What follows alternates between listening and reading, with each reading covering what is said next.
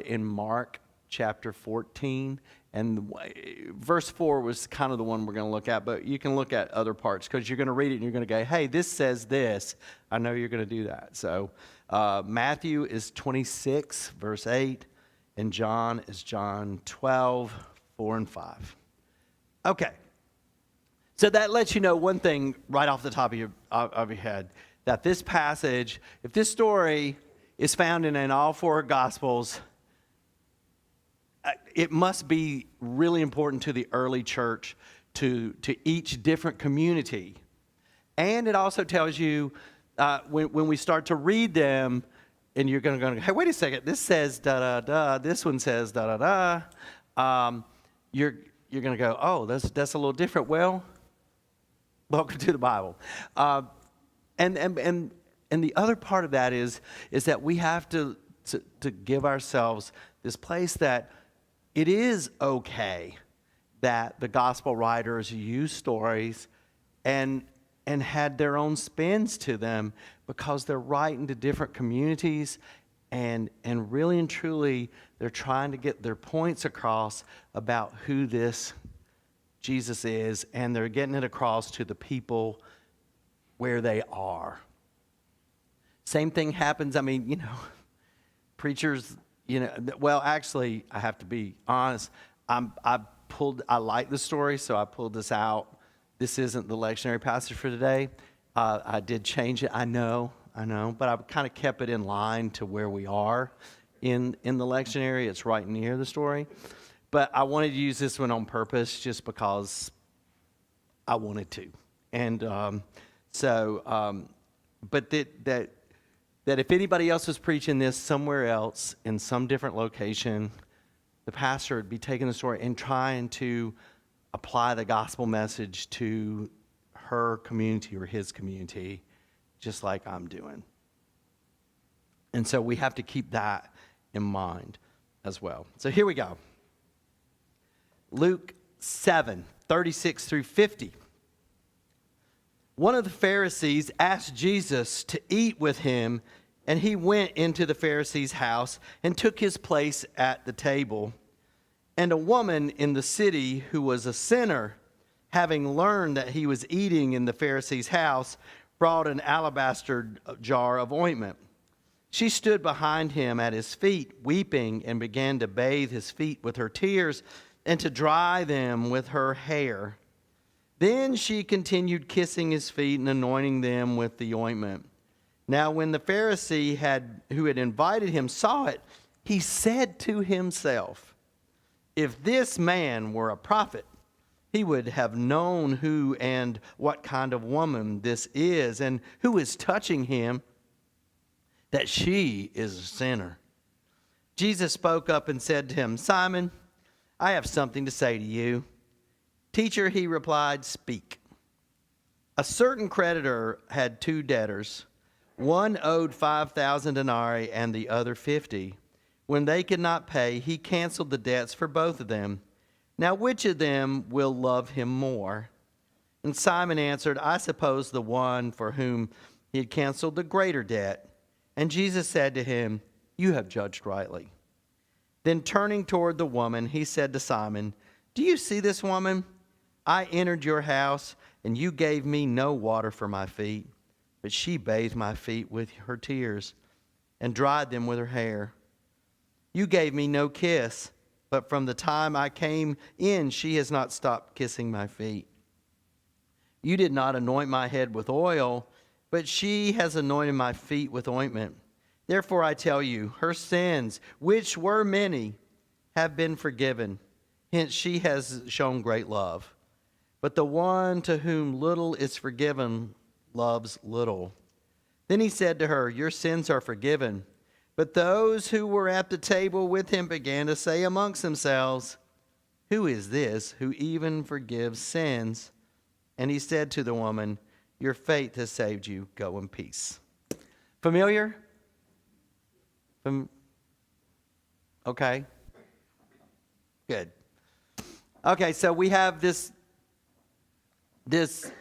Pharisee who invites him in, which is probably not uncommon because here's the thing: we always see in the Gospels do their fair share of making the Pharisees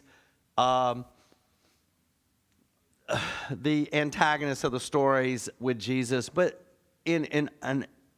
on many levels, the theology of the Pharisees was pretty much akin to Jesus, especially compared over to the Sadducees, which were very different on many levels from Jesus. So they would have had a lot of places where their theology would have landed the same. But they also are very different on other levels, such as when it comes to authority. So here you have this Pharisee who invites Jesus to come over, and Jesus is like, okay, I'm good.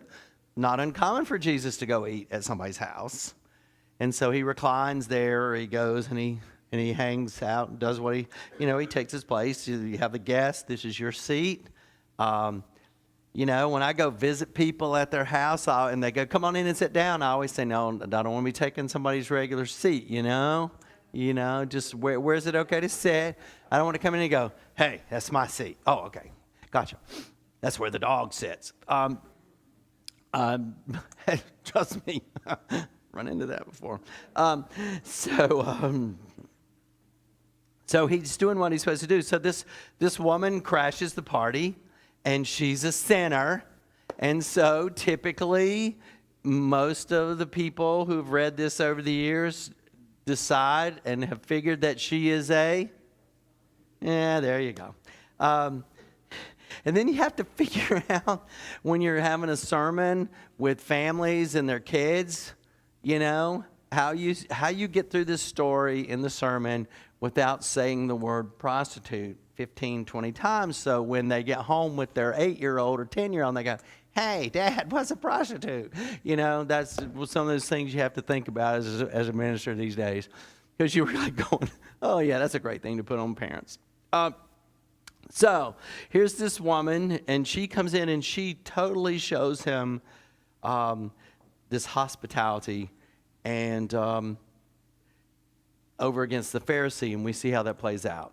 So what jumps out to you when you hear this, when you heard this today? What was familiar? What wasn't? What did you go, oh my gosh, this is hitting me today? Oh, well, she just heard that Jesus was there, so she shows up. She just shows up, yeah. It's kind of a, somebody's crashed the party. Yeah, that's, there you go. Yes. Oh, I get what you're saying. Okay, you're just like, oh, what's that? Wow. Yeah. Mm. Mm. Mm-hmm. Yeah, I mean, there are some aspects of this story that you don't. I mean, you're going to sit around and go, "Whoa, okay, now why is this like this?" And I haven't thought about some of these details are not for us to sit around and question. I mean, from the writer standpoint, he's not interested in those details. Okay, he's interested in getting to the punchline. Is that okay? Yeah. Well, he wants you to know she's a sinner, and she's a sinner of the ultimate kind. I mean, they want you to know that in this story.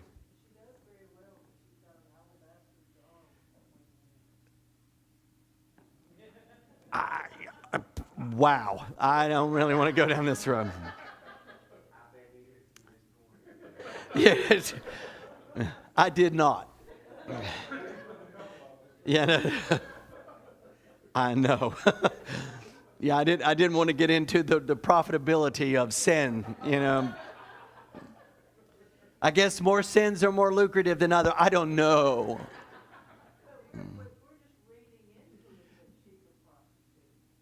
Always has been. Yeah. Yeah. Right. Yeah.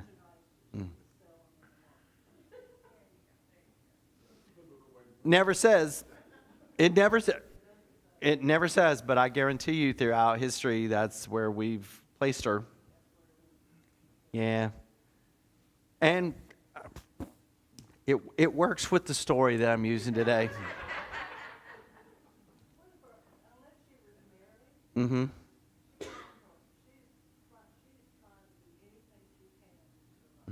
Mm-hmm. Yeah, that's that is the part of that which I always find really difficult. That when people subjugate or put such pressure on people like that, because let's be honest. I mean, if it was lucrative, she was on her own, and she was just trying to make a way. So what else do you do? And then for it's kind of bizarre that again when we go to John chapter 6 and the woman caught in adultery, you know, Deb and I were talking about this the other day, and I said that really the saddest part of the story on that level is adultery is not a single participatory sport. You know, it has to have multiple folks, and they only caught the one. And they're willing, these religious people are willing to stone her to death just to make their point about Jesus. And so the ultimate sin here is just how willing religious people are willing to sacrifice someone else for their own position. Ooh. Now that is what we really should take from that passage more than anything else. Okay, back to this one. So you have this interaction. So interesting part of the story. Let's look at Matthew 26. Oh, by the way, in this story, what happens with the Pharisee? The Pharisee is questioning to himself. He's talking inside his head. Boy, Jesus must not be a prophet, because if he was really, really a holy man, a preacher, he'd know who this lady is and what she is. And that's probably one of the areas where people go, oh, we know what she does. But so here you have this person, he's in his head. He's thinking in his head. So the narrator is letting us know what's going on inside his head. Huh? And then Jesus, and then it also lets us know that Jesus, the narrator knows what Jesus is responding to what's in his head. And we do have to say, how does the narrator know what's going on inside the Pharisee's head? Well, that's just it is a literary ploy that we use to let us know what's going on. I mean, internal monologue is a literary device that we use. Okay? All right. I mentioned the television show. Does anybody remember the television show Scrubs? The whole show was about internal monologue from John Dorian, one of my favorite television shows of all time, but because he has internal monologue going on all the time, and we're privileged to hear it on, well, unless you're like Deb and can't stand the show, it's not a privilege, but it's an endurance. And so you get to hear it that way. Now, Matthew 26, and particularly verse 8.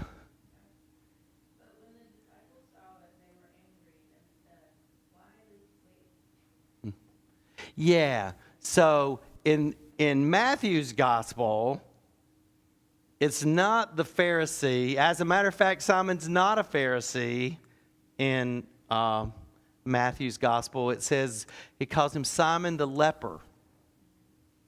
So Jesus goes to eat at Simon the leper's house. And here the disciples, they're not talking inside their head. They're voicing their disdain out loud. Hey, go ahead. So they're there. They're there in that story. And it's Simon the leper. He has Jesus, and the disciples go, whoa, man, we could have sold this ointment to make money. Well, we get to John. Hold on with that one. So Mark 14:4 says, but some were there who said to one another in anger, why was the ointment wasted in this way? so there you have in Mark's gospel other people saying it to themselves in their little group, their little gossip group. Dare I say prayer circle, but yeah. They're going, boy, Jesus could have used that and sold that, and we could have made some cash off of this. So they're saying it to one another. Now, John, who did I leave? John, oh yes, John 12. Go ahead.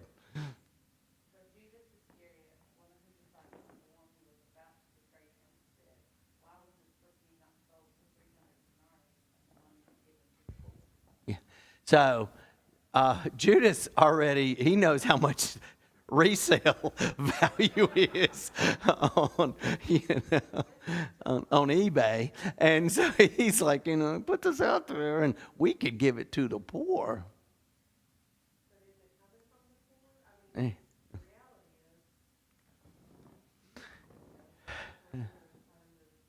Mm-hmm. Yeah. Yeah. I mean, give it to some, yeah. And really what she's doing is she is doing what people did in their day. These people walked everywhere. They didn't have, greenways. They didn't have sidewalks. They didn't have, they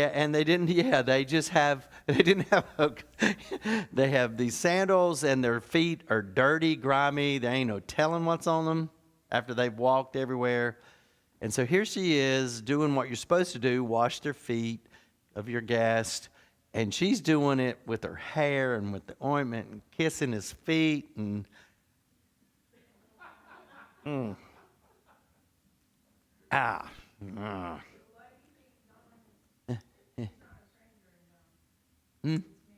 Yeah, in Mary, yeah, that's right. Which always is why people always go, Mary must have been a prostitute, because this story is about a woman who is a prostitute. So we say, interesting part that you would do that. Thanks for bringing that in, because that is a really important part on that level there, is that Mary is never, ever, ever called out as a working woman. Ever. But because of this story, her name gets brought into it. That's the only time people have ever made that assumption. Not necessarily true. Probably not true at all. Hate to ruin everybody's Sunday school from childhood there, but well, I'm actually not sorry. I think it's kind of fun. But so that's, Mary gets made, but that's, John wants to make it even more personal, I guess. Interesting. Mary Magdalene? Yeah. In John's version. Let me be very clear. She's not named in the others. Yeah. I think those aspects, the writer is really not concerned with that. Yeah, he's letting you know. And this is totally Neil's take, because I am, from my theological standpoint, I am kind of a rhetorical theologian. I am much more worried about how things are said than about any of the rest of the details. Like when people get caught up in the geography, I'm like, I don't care. All I'm interested in is the rhetoric on the text and how they used it to get to their story. Because what they're really trying to do is they're trying to make a point for us to walk away with. And what is that's going on here?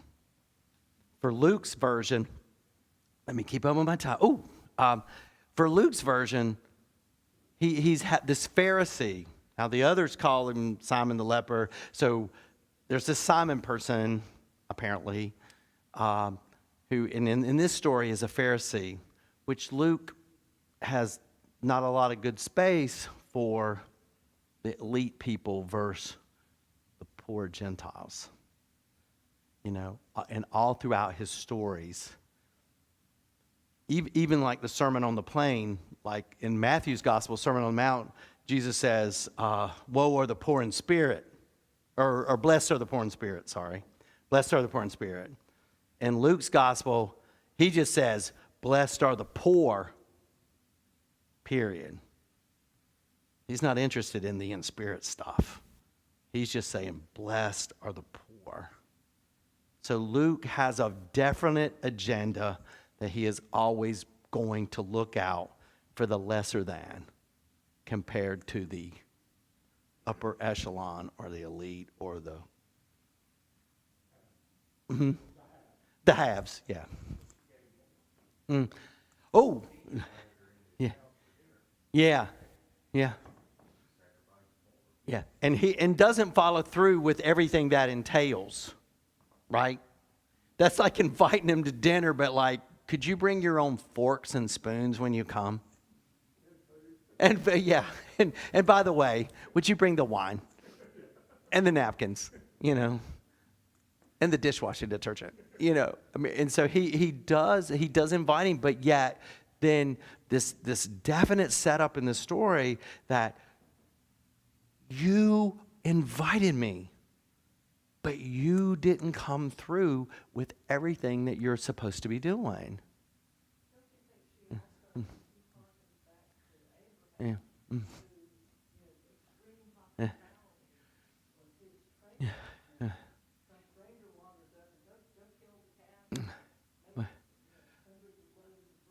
Hospitality is the Jewish is a linchpin in Jewish theology, that even to strangers, even to outsiders, that there's this place that you give them when they come through your country, or that they come through, that you're showing to them, and when they come to your house on a local level, because that's what God does, and that's what you're supposed to do.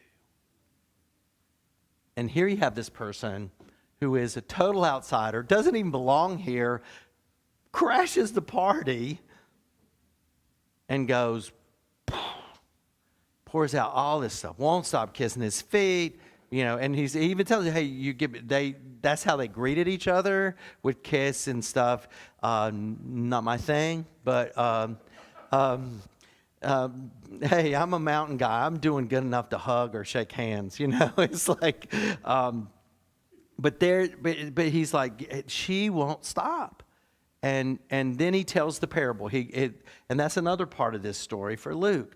He's trying to get this. He's using this story to get this parable, and he wants them to hear it. Hey, who do you think shows more, oomph in their forgiveness? Well, the one who's forgiven more. And then I would almost argue, who really needed to be forgiven more in this story? The Pharisee or the woman?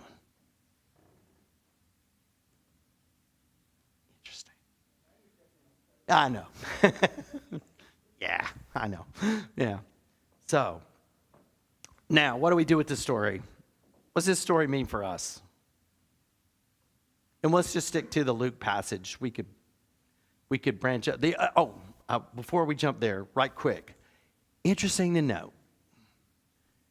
Look at where the other Gospels place this story. Mark in chapter 14. How many chapters are in Mark? 16. So it's at the end. Matthew has it's in Matthew 26. Matthew has 28 chapters at the end. John in John chapter 12, and John has 20 chapters, doesn't it? 20, 21. But the interesting thing is that most of John, especially when you get to chapter 15 and after, are all in the last week of his life. So chapter 12 is at the end of the story. So Luke places it in 7, which is pretty early compared to the other 3. The other 3 put it at the end because they use, in terms, if you go look up those stories there, they talk about getting ready for Jesus' burial, which would make sense with the ointment. I could see that.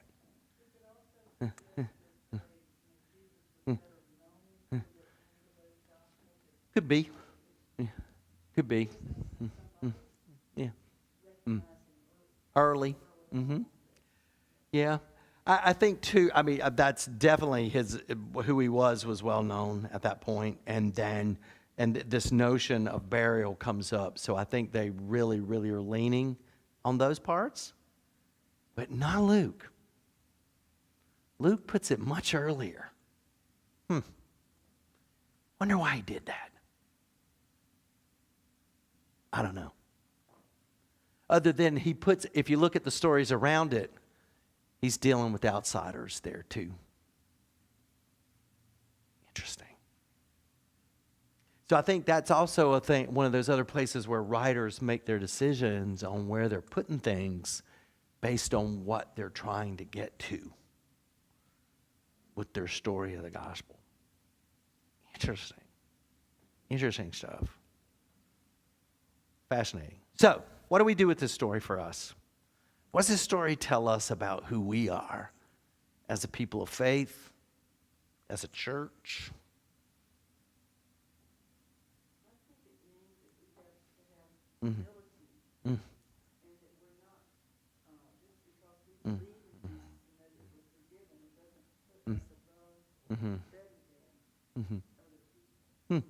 Okay. Yeah, that's a good one. Hey.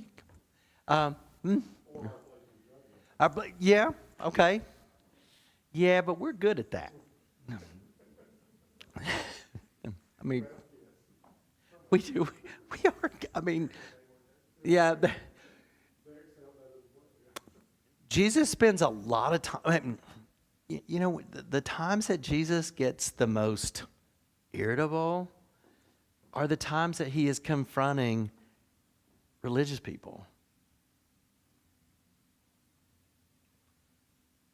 And that is stepping on toes.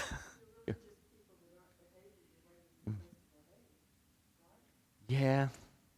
But in the Gospels, most of the time, that's the way it works out. Which is the uncomfortable part of the gospel.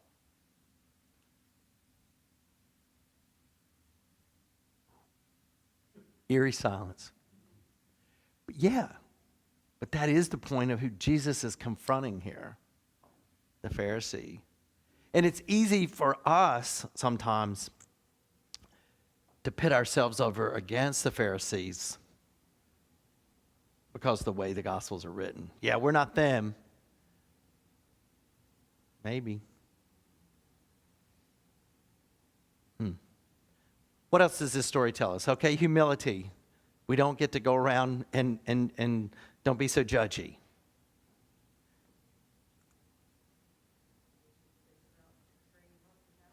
Oh, extreme hospitality? Mm-hmm. Yeah.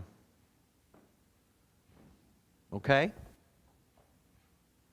Sort of welcoming to those. What would it be like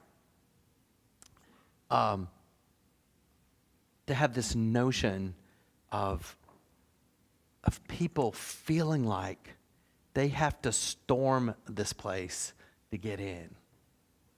That outsiders feel like that it is a major chore to bust in on the party to get here. What? Say what?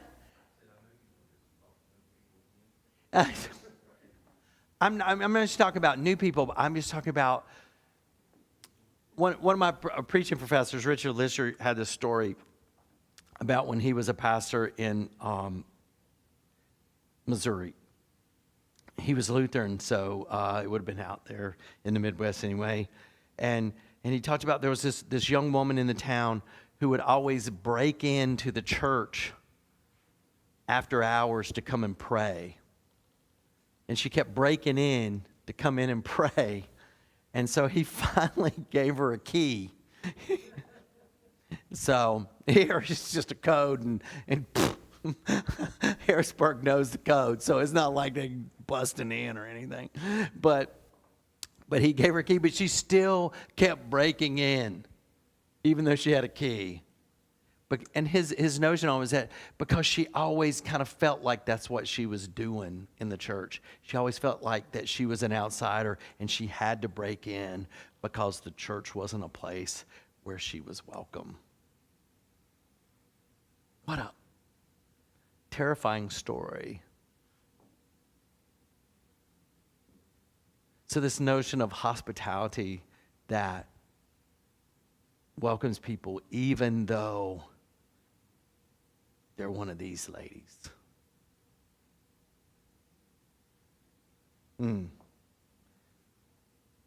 Okay? What else? Oh, our time's up. I gotta go. An interesting story. So excited for my story to get to tell you today for this passage. Love this. I hope it goes that well, or everybody walks out and goes, that wasn't a big deal.